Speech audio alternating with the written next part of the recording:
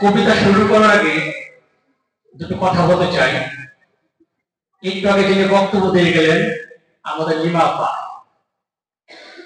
আজকে আমার সৌভাগ্য তাকে সম্মুখ সাক্ষাৎ আশা হচ্ছে। আমার একবার ছুটে গিয়েছিলাম বড়, তার সঙ্গে আমার ফেসবুকে পরিচয়, মেসেঞ্জারে পরিচয়, এর মধ্যে আমি তার ভক্ত হয়ে উঠেছি, কিন্তু সাক্ষাৎ করার সুযোগ এখনো হয়নি।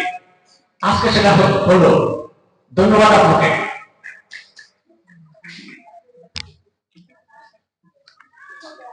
আবৃত্তি করছি সরস্বত কবিতা জাপানের সমীকরণ। মরিচ কিংবা পেঁয়াজ কুচির মতো আমাদের সম্পর্কগুলো খন্ড খন্ড হচ্ছিল। এভাবে খণ্ডিত হতে হতে আমরা এক একজন হয়ে উঠছি এক একটা নিঃসঙ্গতি। নিঃসঙ্গ ফুলের মতোই বিষণ্ণ দেখায় ভারী আজকাল আমাদের যাপিত জীবন। চারিদিকে ছড়িয়ে এত লোক, এত স্বর্গ, তবু কেউ যেন কারো চেনা নয়, কেউ নয় কারো জন্য এতটুকু সমবেত।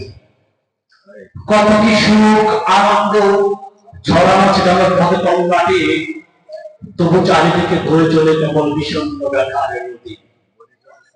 মননে মননে দেখি কেবল আন্তরিকতার দত্ত আঁকা।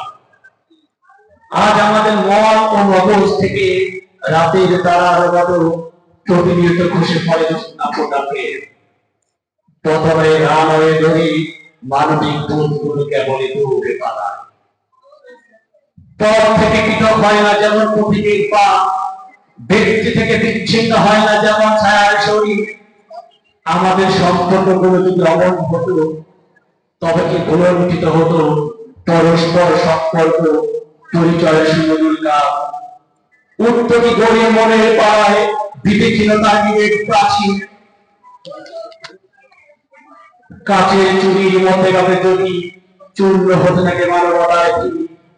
আমাদের জীবন প্রবাহে এক পিঠি বেগবান নদীর মতো চলে উঠবে আগুন। মানুষ তখন কার কাছে যাবে?